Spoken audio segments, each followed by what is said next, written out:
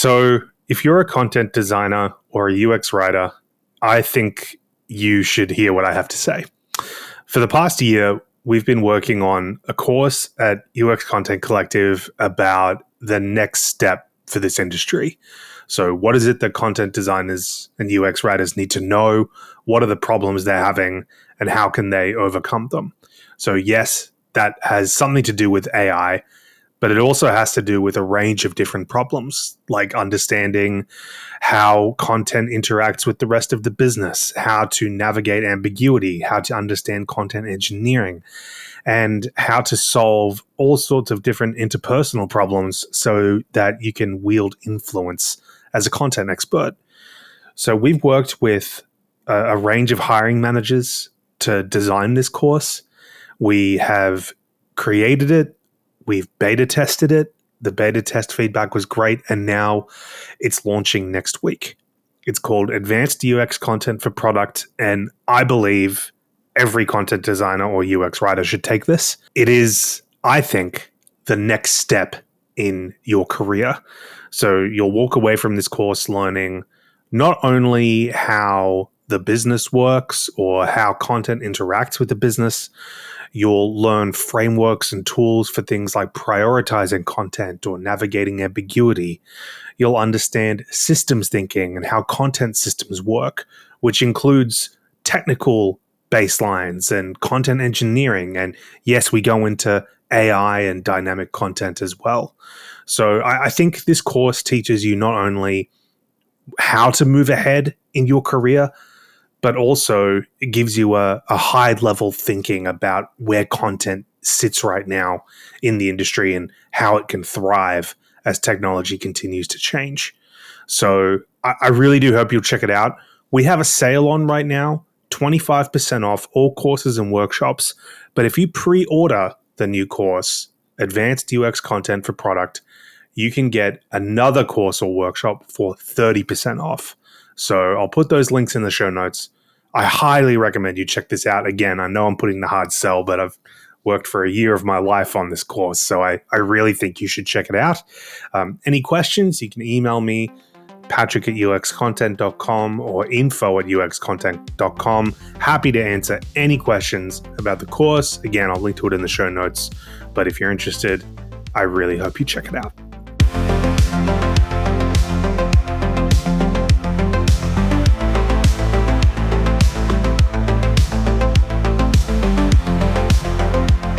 Welcome back to Writers of Silicon Valley.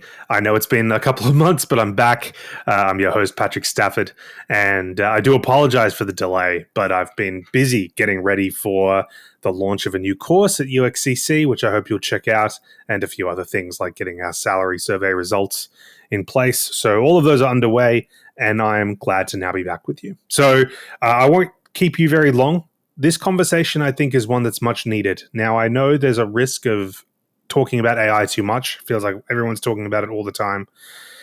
I felt this conversation was a necessary one because I don't want to see content designers become less relevant in this area. I want to see us take charge, and I think having a healthy skepticism of AI is a very welcome thing. I just hope that we're all staying informed, and I'm a little bit worried that sometimes content designers might be sort of pushing AI away, even when they could be, in my view, a very informed and valuable skeptic of the technology in their organizations. So that's what sort of prompted the chat today. I'm speaking with Andrew Stein, who is a fantastic content design leader, and he has spoken at several conferences, and he's always posting great tidbits and useful knowledge on LinkedIn. So we'll get into a little bit about how he joined the industry, and then we're going to talk about how you can approach AI not through a cheerleader perspective or even a doomer perspective, but just an informed perspective. So we're going to talk about that. I really hope you enjoy it. Again, there's a sale on today at UXCC for 25% off courses and workshops. No code needed. So I hope you'll go over there and check it out. All right. Thanks for listening again. Here's my interview with Andrew Stein about how to be informed about AI. Enjoy. But I I'm really grateful for you for coming on. I know we've been talking back and forth quite a bit over the past, I guess, couple of years. And, you've really helped me out with a lot of stuff. And I think you have a perspective on content design that I think is really healthy and also really needed right now. And it sits at the middle between speaking of hype, it sits in the middle between all the hype that's happening right now about AI and everything else that's going on versus the other side, which is very much, don't want to get involved with it, and sort of, I'd say, beyond sort of healthy skepticism and almost sort of like an active opposition to it. Mm-hmm. But before we get to that, I just want to just ask straight away, how did you get into this work? Can you tell us a little bit about your history and how you got to where you are now? Because like many content designers, you have an interesting path to getting to where you are now. Yeah, let's see. It all started in 1985. I was born, and I think that's a good place to start. Sure. Yeah, I mean, I knew that, honestly, from a pretty young age. I was 15, actually, when I worked on a farm at a produce stand, and I was so bored out of my mind. And there was a little notebook to keep transaction history. And nobody, hours and hours, and nobody showed up. And I was just doodling. And then I started writing. And I'd always loved words, but that's when it really hit me. And I remember right then I was like, I want to do this. I want to work with language. And it was always there since then. The interesting thing is I had no concept of what it meant to make money using language or working in content. The word content wasn't even, relevant to me. It was just language. I love language. And so I just decided I'm going to go to school to learn how to be a writer. And I assumed that would be like writing literature, or for me, it was nonfiction. I wanted to tell people's stories, the Mother Teresas that nobody knew about. Like, that was my dream. I'm going to tell their stories and bring their stories to the world. And so I did. I went to school. The track was called professional writing, and it was brand new. I think I was the first year of professional writing at UNC Wilmington. And I had no idea how that worked, what that meant. I was like, oh, you can be a professional writer? What does that even mean? And so I just moved to the next available thing in whatever that meant, right? I didn't know what that was. And I did. Before I graduated, I worked at Starbucks, and I had a customer that would come in every day, and he had a design agency. And he was like, hey, do you want to work for me? You can be a writer. And I was like, yes, I'm going to get paid to write. Oh my gosh, this is a real thing. You got hired from Starbucks. I did. That's like one of those stories where like someone gets spotted on the street and now they're like a famous actor or something. It's like the tech equivalent of that. Well, that was the dream, to be spotted to be a famous actor. That did not happen. Right. But I did get picked up for writing, and I didn't know what it was. He didn't even tell me what I'd be doing. I just needed to show up. And when I was ready to start writing, he would start the clock. And then, whenever I took a break, he would stop the clock, kind of thing. I had no idea what this was. So I'm like, and this was for like websites, or what was this? Yeah. It turned out, I showed up and found out that I would be writing clothing descriptions for a teenage female clothing brand. They had an e-commerce site they were designing. Yep. And oh my gosh, like, talk about being underqualified, or not even close to underqualified. Like, had no idea what I was doing at all. And this is mid-2000s. Yeah, this was probably, it was mid-2000s, and probably my shortest stint as a writer, because I wasn't cut out for that role. But it gave me a taste of you can get paid to put words on a screen. And so that's really where it started. And that kind of, I think that same, like, I don't know what to do, but I'm going to take the next step, really defined my entire career. And it led me in down really different paths that you, looking forward, you wouldn't connect the dots. You wouldn't say, oh yeah, this is the path of how to become a content designer, or how to work in content in tech. completely unrelated at times is how it felt. But looking back, I can see how all these things really shaped who I am today as a content professional. And so, there was that. I think the next big moment was I got picked up for the biggest shame on my career, which is keyword stuffing, which again, I didn't really know what that was. But they were like, hey, we need you to do this. And they're explaining it to me. And I'm like, okay, cool. So, how do we want to speak to our audience and this and that? And no. Here's a list of keywords, right? Just focus on that. We're just inject them wherever. Yeah. Yeah. And so I did that for a while. Again, thankfully that didn't last too long either. Not because they didn't like the work, but because I didn't like the work, and it was able to evolve. But there were so many kind of like, oh, here's an opportunity. Let me explore it and give it a shot. And that kind of completely unrelated to that, at a point, my best friend was going to film a documentary film, and he needed a co-writer. So I got involved in that, and that kind of opened me up to the film industry and what it meant to write for the screen, which is a completely different experience, but it's still creating content. So I was able to do that, which came back later to bless me, because my first big breakthrough was to be a copywriter at Lowe's Home Improvement. And I went in there and quickly realized I was a content designer. I wasn't even thinking about that term or the definition of it. It's just everything that I gravitated towards was content design. And so this was in e-commerce, but I remember being in there and, writing little catchy, cheesy banners for the website.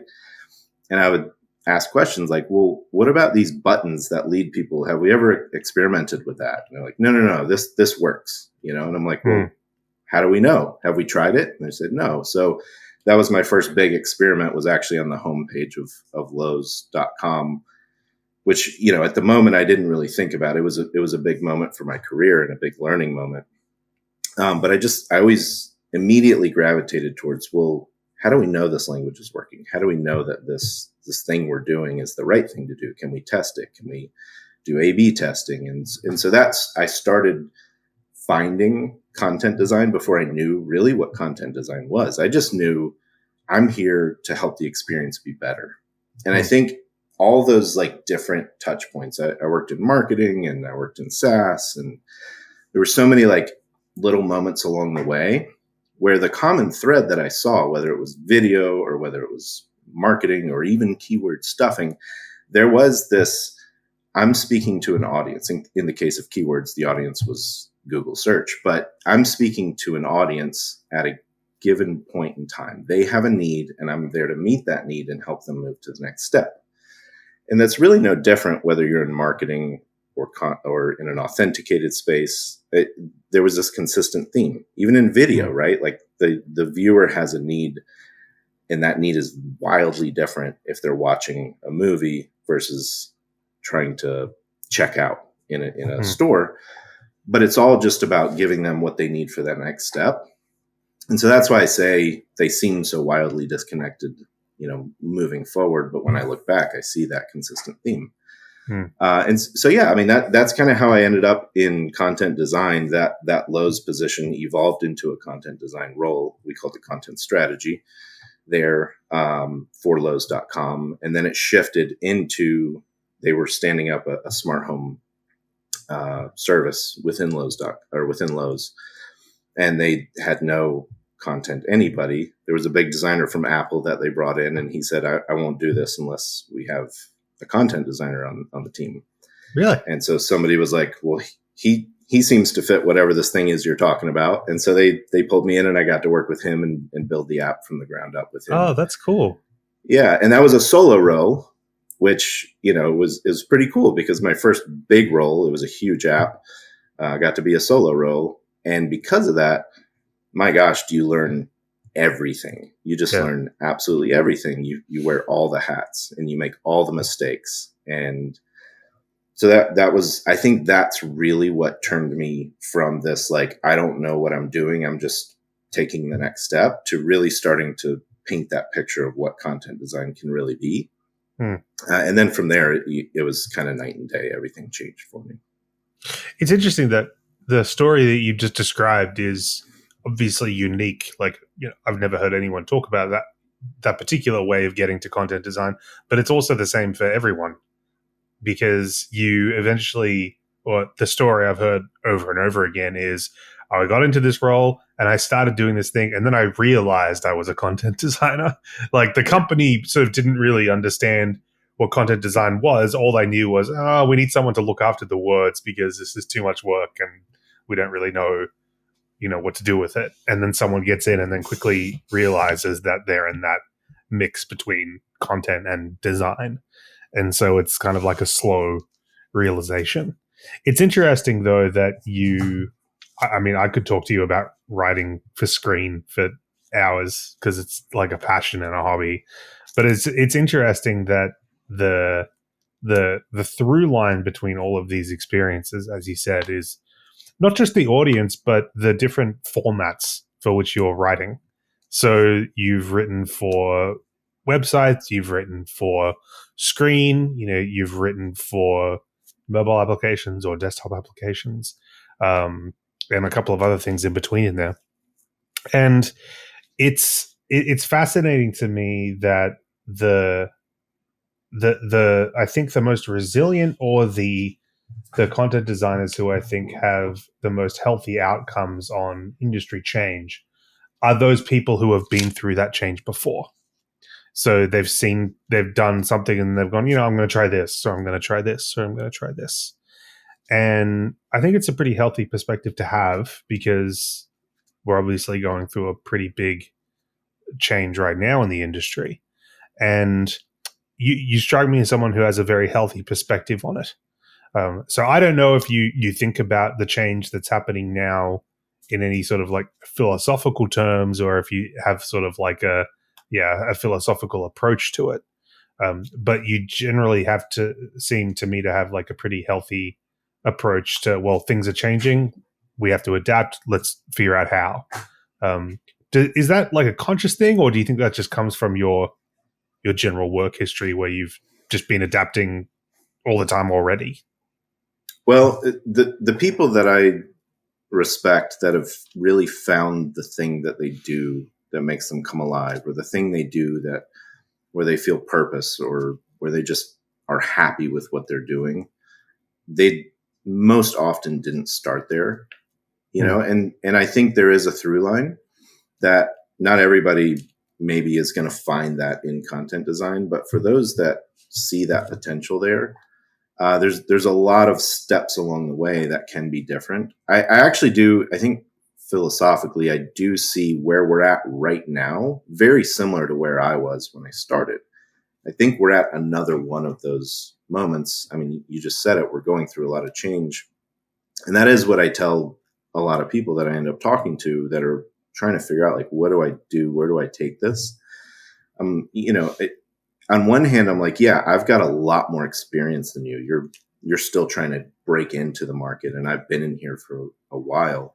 But in another way, we're kind of on an even playing field because things are changing dramatically, just like they were when I started, where you could be a journalist or a teacher or any number of different things that had transferable skills to this, and you just kind of found yourself working in content design. Well, now we've had this content design thing for a while, but it's always been evolving, but I think now we're at a faster rate of evolution. And so that creates an opportunity where maybe I've been in this for 15, 20 years, but if I don't look at that opportunity and say, how do I evolve with this? And somebody else does with way less experience, but they're leaning into what the change looks like, and they're playing a role in that, and they're finding what that means for them and how they fit and how their skills that are transferable to this new thing that's happening, then they might have a better advantage than me to have a career here and to have a future here. And it's really easy when you have no history to be optimistic and to be open-minded about what things could be, right? I didn't have 15 years of working a certain way to feel threatened by change, right? I was just like, I want to do this for a living, and there's an opportunity, and here's an opportunity. Let me explore the different opportunities that are there and see what fits. And I was able to get into content. But, maybe somebody working in journalism that was like, oh, well, I do it this way, and this is offensive to me, the change that it's making, that becomes more of a barrier for growth. Whereas if you don't have all that experience, it becomes an opportunity. So I do think there's a huge opportunity for, doesn't mean I'm excluded from this, but I have to try a lot harder and be a lot more intentional. Whereas I think somebody that's new in their career, there's actually huge potential to get into content design. Because you just don't have all that baggage. And so I think that's a really exciting thing for young professionals to say, I can come into this with a clean slate, and I can find where I fit in this and where the skills that I have can apply to this in a way that some guy like me might not be able to see, because I've only seen that it's done this way for so long. Yeah. It's interesting though, because I mean, let's talk about what we're talking about. We're talking about AI, right? And how it's changing everything. And there's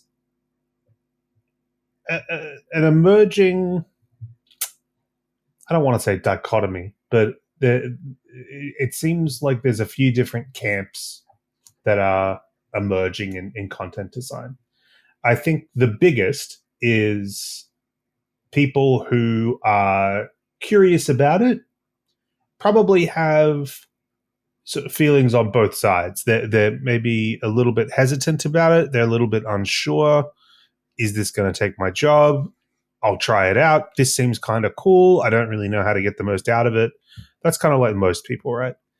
Then you have people sort of on the extremes of both of those sides. So the one is like, AI is going to do everything, and AI is going to take over everything, which I don't think is a healthy or accurate position to take. And then there's another position, which is, refusing to use AI for anything. And I think it's a hard thing to navigate, because on the one hand, you want to have, you're nothing if you don't have principles, right? So if you have a principle about not wanting to use AI for content, or you believe that there's something inherently immoral about using it, then that's definitely something to wrestle with. But it's difficult for a lot of people, because this is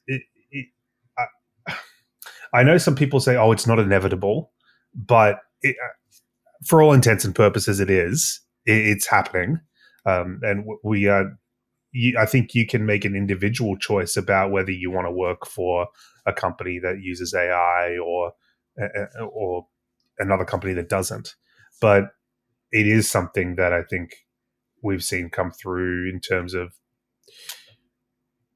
you're at the mercy of the company that you work for, basically, and so you have to keep up. And I think where a lot of the nerves and the,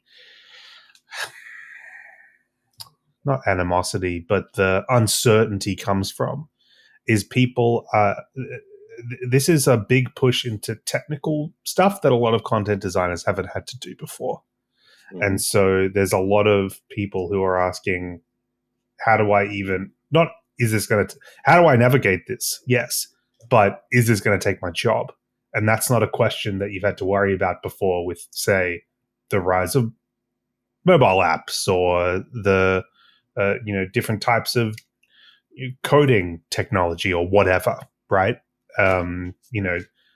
If a company moves to agile rather than waterfall, then that's annoying, but it's not going to take your job. Whereas if you're looking at something that's writing for you, that's an existential feeling of risk. I don't know how you feel about that personally, but I'd be interested to hear your approach to that, because it feels like there's a lot of big feelings to be had. My gosh. I mean, it's in almost every conversation I have.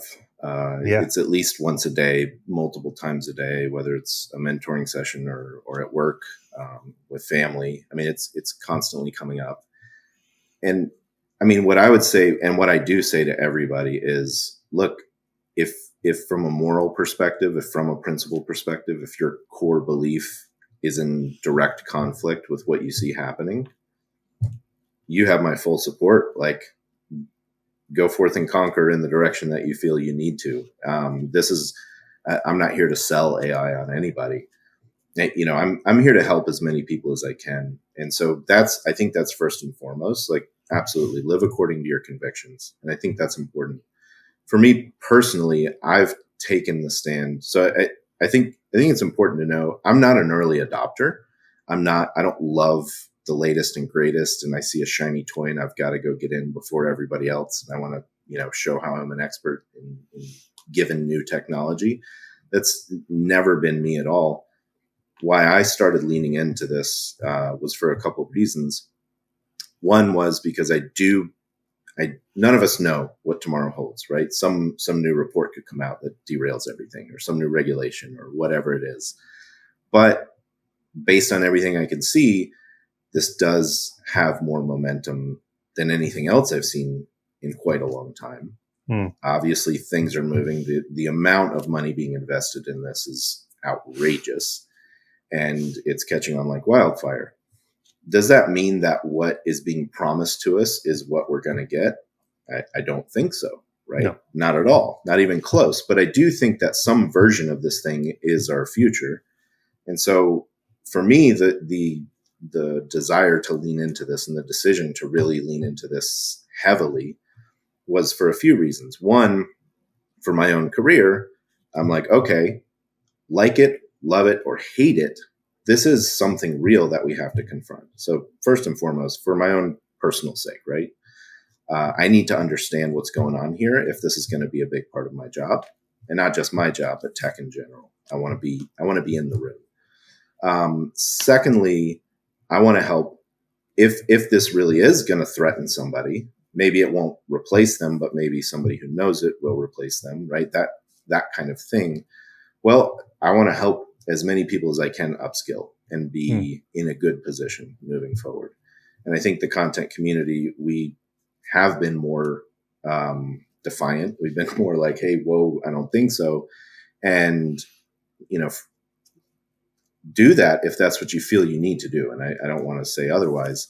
But as a community, I think we will benefit from leaning into this, because there is an opportunity for us to get our foot in the door. And I've experienced that personally, where we are some of the most capable people to speak into how this thing works and how to use it, both at the surface level and under the hood level. The other, and I think the third reason is that because I want content to have a seat at the table. And where we've always wanted that, I think we've really struggled. Like one person makes it through, and then you're like, what about me? And, it's just really hard for a lot of us. This has been not just in my own experience, but I've talked to so many people that are in the same boat where they do have a seat at the table, where our skill set it's like we were made for this moment, right? These are large language models. They're language-based. It's a language-based technology. And who knows language better than content? And so I've seen where, in my own personal experience, whereas before, everything you always hear about, I was called late to the party and everything was done. And then they give me the scraps. And now all of a sudden I'm able to be there, not just at the beginning, but before the beginning, right? Before we even get to that moment that we want to be invited to, I'm in those conversations, and I've talked to so many other people that are too. So I do think this is an opportunity for us. And that's one of my encouragements to people is, look, I'm not a fanboy. I'm not, wearing my AI flag and flying it around. I think I'm healthy in my level of criticism, but it's a pretty strong critical approach to AI.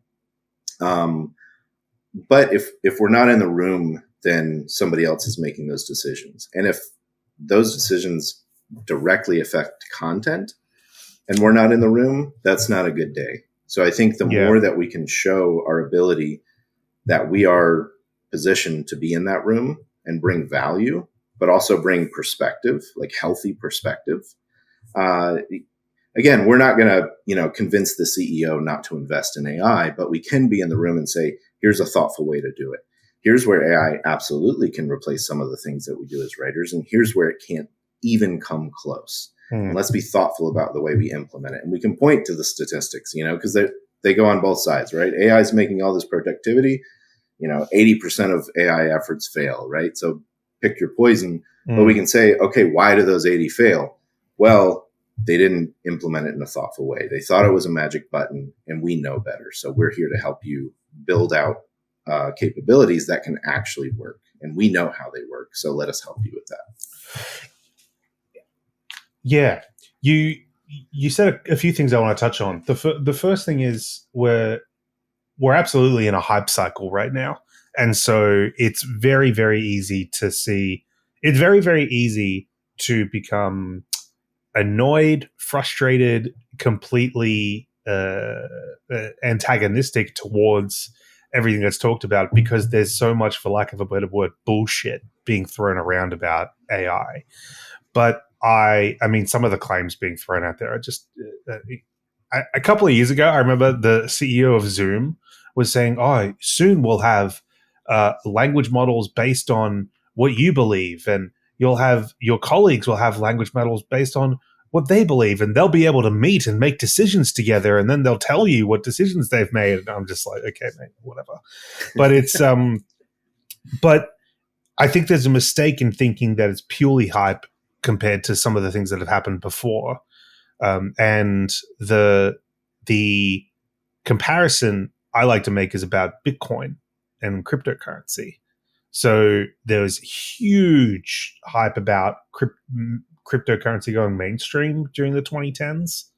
Now, obviously, cryptocurrency is still around, but it's settled into a more of a niche. Niche is probably a good word. A niche sort of use case, right? That isn't the case with AI. ChatGPT is now becoming one of the most popular sites in the world. Google is changing its entire strategy around AI. This is not something that a company like that does. If everything in it is a hype cycle, will things calm down and will there be a status quo? Absolutely, at some point, but it's definitely not just going to pass us by. But the other point I think is that I think there's a danger in becoming it's okay to be adamantly against something. I don't think it's okay to be against it and ignorant. And I have seen there's a great scene in the movie The Big Short. Have you seen that movie? There's a scene where what's his name? Scott Carell. Scott Carell's character, he's meeting with this just absolute wanker of an investment banker who's, created all of these collateral debt obligations. And Scott Carell's character is getting like really upset about what he's doing.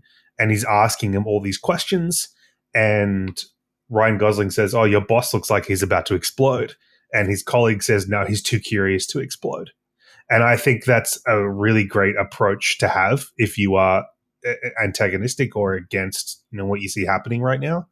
I mean, I see people in our AI workshops who they come and they're like, "Oh, I didn't realize that this is all based on vectors, or it's basically just patterns, and they don't really understand what's working under the hood."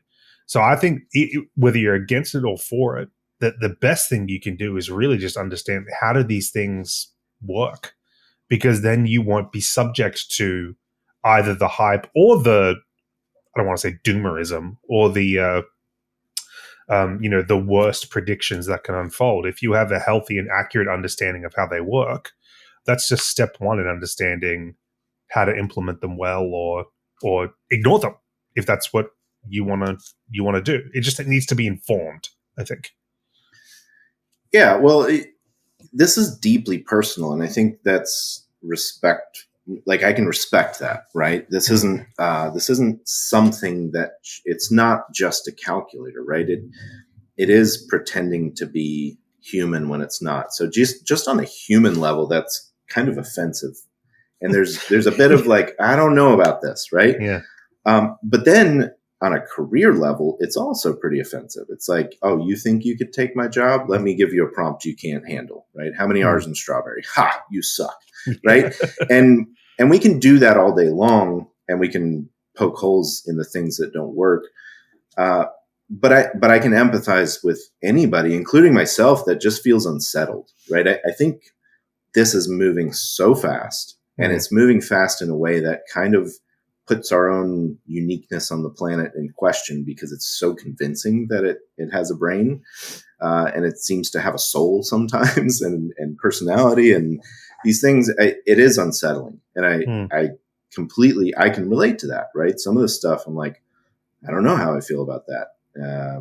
Emotionally, I'm a little weirded out right now, and that's understandable.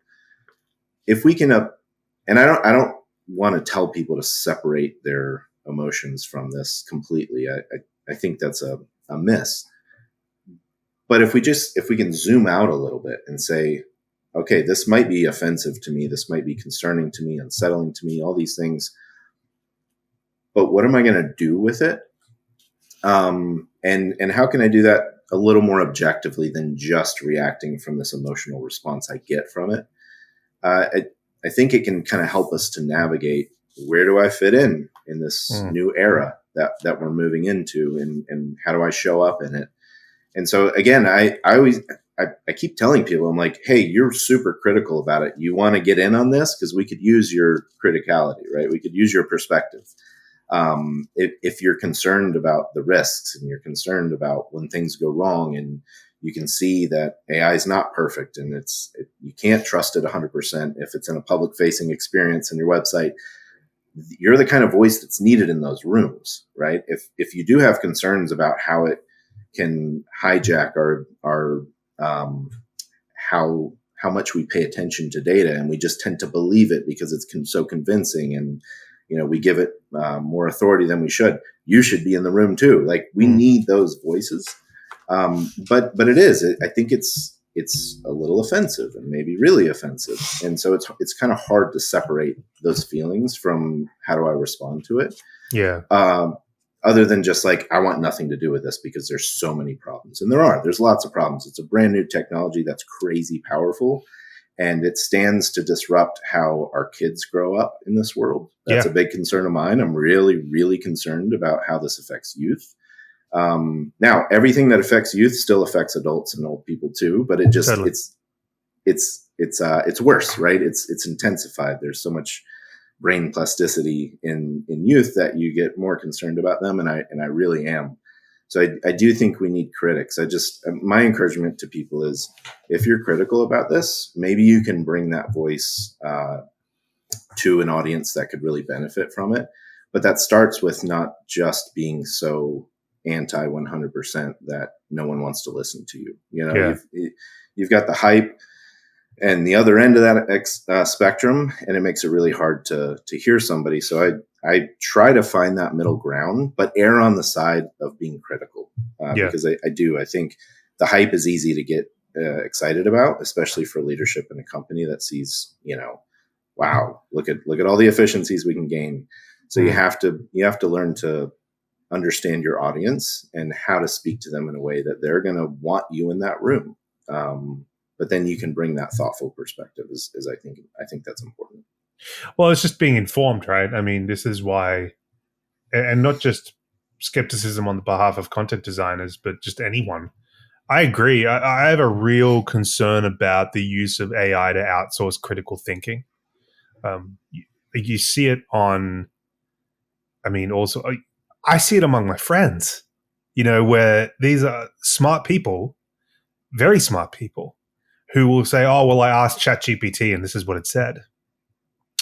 And I'm like, do you know how this works? Like, it may not be like, do you know how sourcing things works? Do you know how, where did they get this information from? And these are people who are nearly 40 years old. You see it on people. I mean, it's even become a joke at this point about people on Twitter asking Grok, is this true? As if like it's somehow like this arbiter of truth. And I am very worried about that. I think the other thing that plays a huge part in this is that people are exhausted about having to learn new technology. And when things are moving so quickly, it becomes very difficult to prioritize what you should learn. So Should I learn GPT? Should I learn Claude? Should I learn, what's an MCP server? What's this? What's that? What's temperature? All of these different things. It becomes very, very difficult to understand what to focus on. And I definitely sympathize. Now, look, I think you and I are around the same age. I'm a little bit younger than you, but I'm an 87 baby, not quite 85. But I think you and I are in that age where we have enough experience that we can look and we can see, okay, we're in a hype cycle. We've seen this before, but we can recognize, okay, well, this is different from before, and we sort of know what's happening and so on. But we're also young enough where we have the energy to, I think, want to keep up with what's going on. If you have been in the industry for longer, or maybe you've been in the industry and you've just fought so many battles to get where you are, and you've been in a particularly antagonistic organization, and you're just like, oh, I can't learn anything else about different technologies. I just don't have the energy to try and keep up. I can definitely understand that perspective, because I'm steeped in this day to day, but it does require things like reading a lot, reading case studies, looking for what people are doing, trying things out, experimenting. It's a little bit relenting. I'm wondering, like, how do you figure out where to put your time? Because there is so much to read. There is. I think we all suffer from the same thing right now, which is the rate of adaptation that seems to be required to keep up. And I was having a conversation with a friend the other day, and he had hurt his shoulder, and I was like, well, you've got to use it enough to where your body can help adapt. But if you overuse it, you're going to re-injure it worse. If you don't use it at all, it's going to atrophy. So you have to find the right amount of use for that thing to heal and adapt to what happened. Yeah. And that works in our bodies. That works in nature. The earth works that way. Fires can be a good thing. Too much fire is a bad thing for the environment. And everything works that way. And that the same thing works. That works the same way in our brains too, right? We adapt to new scenarios, but if that adaptation, there's not enough stimulus for adaptation, our brains will atrophy. If we don't use our brains, they atrophy. If we have too much to adapt to too quickly, that can induce a lot of anxiety and stress. And so we have to find the right rate of adaptation for how we can grow and not either be atrophying or being overstimulated, and then we kind of shut down our ability to adapt because it's too much. We're in a phase in our industry right now where it feels like we have to adapt really fast. I mean, it's like every time you turn around, there's something new to learn. Going from chatbots to agents all of a sudden, and you're like, oh my gosh, I haven't even wrapped my brain. I didn't even get the chatbot part. Where are we now? Yeah. Right. Yeah. Yep. And then, it's like, well, and then the future is real-time adaptive UI, and it's going to learn you in the moment. And you're like, oh gosh, now I got to figure that out. And there's like 17 technologies that need to work simultaneously to make this happen. And it's like, well, if I'm going to stay ahead of the curve, I got to figure that out too. And there's so much. And I suffer from this misconception that in order to make an informed decision, I have to understand every aspect of it. Mm-hmm. And that can be paralyzing. And so what I've had to be intentional about and really work hard at is not trying to understand the universe before I decide to take a step, but just take a step. And I've seen personally that my rate of growth has accelerated by giving myself a break, by not trying to understand everything and adjust to every situation. And if I look back at, again, kind of to come full circle, how I got into content, I didn't know content design. I got here by saying, oh, that's interesting. Let me give that a shot. Yeah. Oh man, I'm really bad at that. I don't think that's for me. Oh, but there's this opportunity. Let me try that out. I could have gotten stuck in keyword stuffing. But thankfully, I had an open mind, and I just found, what's the thing? What's the thing that I love? And I think right now, there's so much noise. There's signal. There is a lot happening. There's a lot of signal that's real, and that's a lot.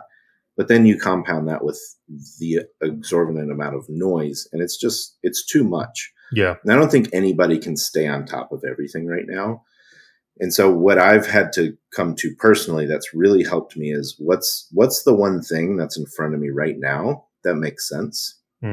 Okay, I'm going to lean into that. And when I feel good about that, that's probably going to get me curious about the next thing, but I won't know that next thing until I try this. But if I try and anticipate every single thing I need to be doing right now, it'll overwhelm me, and I'll probably end up doing nothing because it's, at a paralysis by analysis. It's too much. It's too much. Yeah. I think it's really good advice. I think the thing that's helped me is there are so many, like, read this newsletter on AI, like it's the must read newsletter. My thing is always just picking one or two and just depending on those. And then just if I see another one, I'm just like, no, I'm not interested. I've got my informers, my newsletters or whatever that I want to read. And then that's it. And I think the other thing too is not feeling as though feeling comfortable and waiting a little bit to see what things pop up. I mean, initially there was all this talk about prompt engineering, which is now becoming still important, but like less and less important. And when you see things like MCP servers pop up, now these aren't things necessarily that content designers need to know, but you start to see over, weeks, months, 6 months, you start to see the concepts that have staying power versus those that sort of dropped off a little bit. And also, I think one thing that's really helped me is realizing that the amount of time you need to spend on actually figuring stuff out to get a sense of how it works is much, much less than you think. Even if you spend, say, 20 minutes downloading Cursor and just playing with it a little bit and figuring out, it's a stupid term, but like vibe coding, right? Even if you just spend 20 minutes, that is so much more than most people have done. So you will at least get a sense of like, okay, I can see how this works. I can immediately see where the problems are going to pop up. I can immediately see where this could be helpful, and then you can walk away being so much more informed than you would have been otherwise. And you've spent maybe 20 minutes doing it. It's really, really a low barrier to entry to understanding what's happening.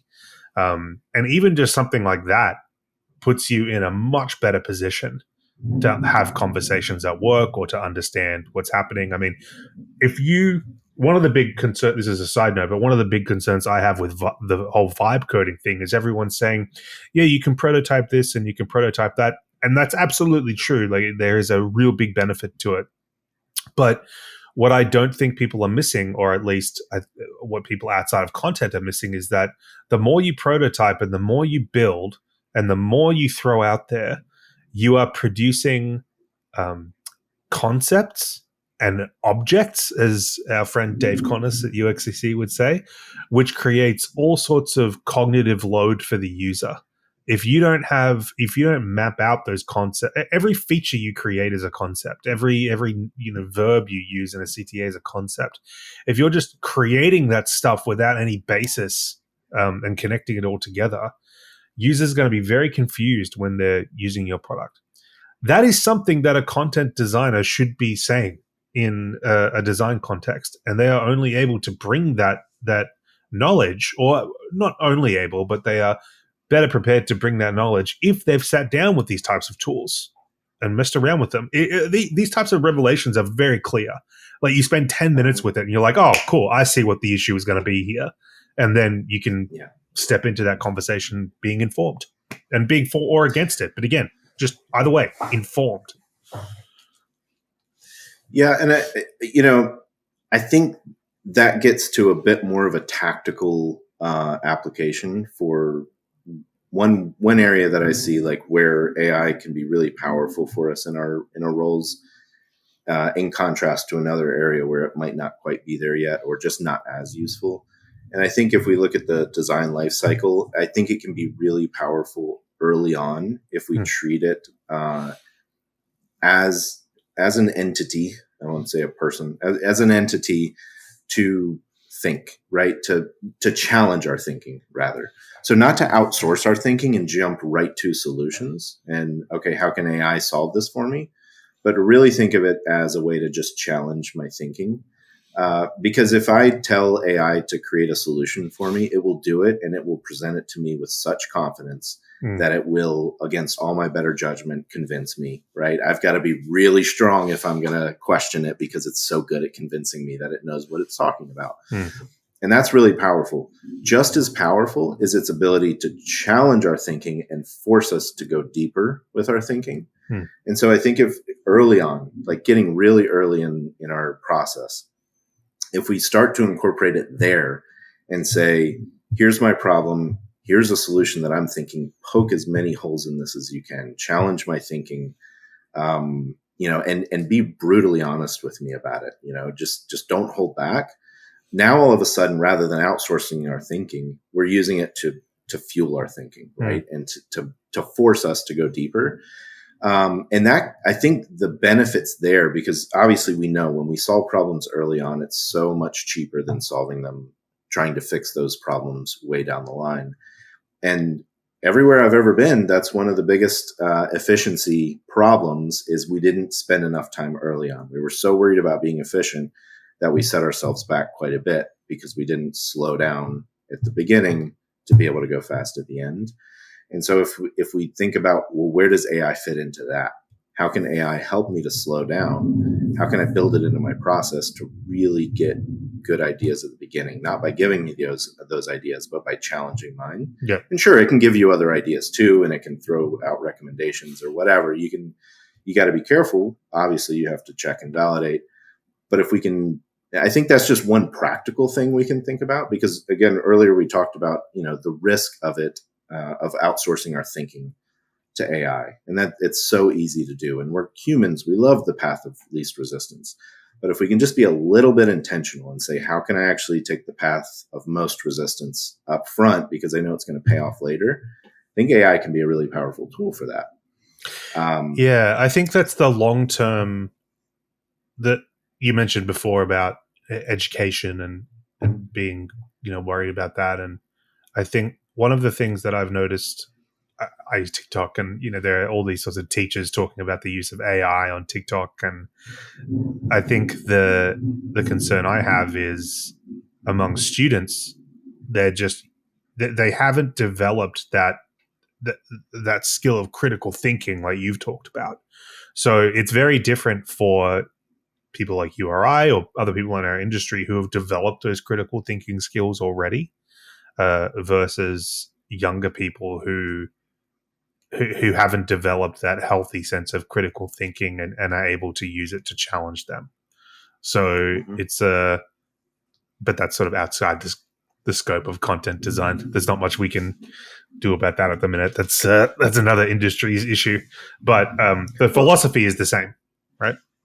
Yeah, and I think we see it if we think about it in terms of early career versus later career. One of my big fears is, okay, if we think AI is going to replace juniors, then who's going to become a senior? Like, we didn't just become senior because we got old, right? We became a senior because we worked in this so long that we learned what's good and what's not by making mistakes, by failing, by writing something or creating a flow or putting out an experience and it not working.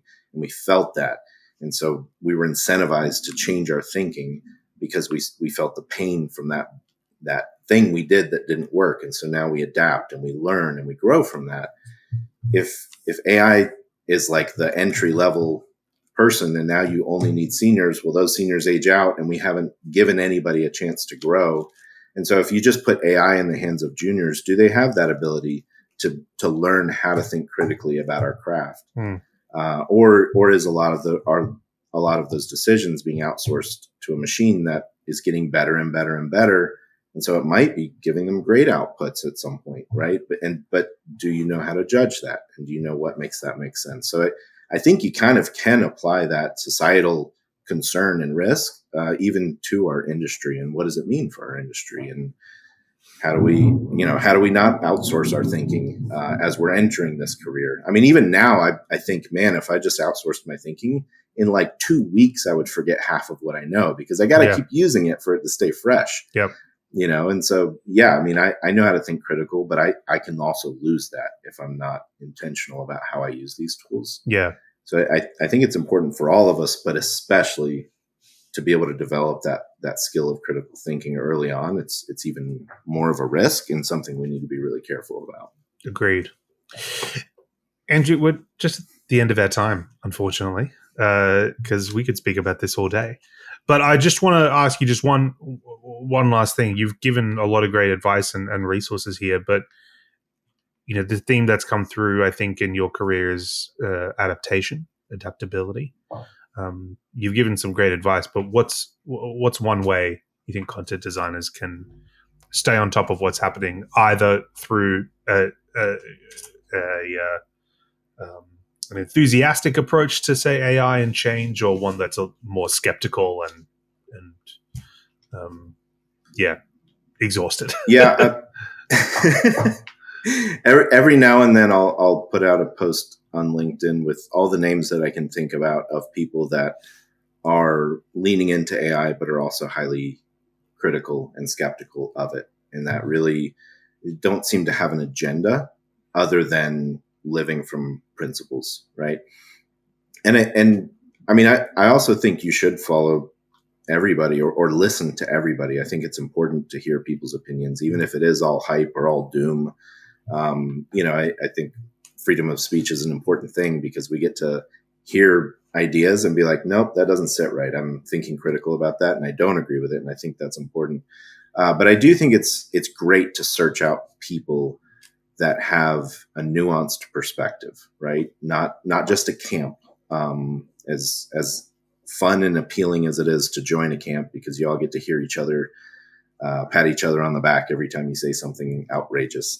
But I don't think there's much growth there. So finding people who are critical, I think Naz Urbina was like one of the first people that I stumbled upon that was just so honest about Gen AI. And that's how he makes a living. He consults companies and teaches company how to do this, but he's also highly critical. And if something is wrong, and if it fundamentally is a problem, even at the own risk of his business, he'll be honest about that. And that inspired me tremendously. So I've always respected him for that.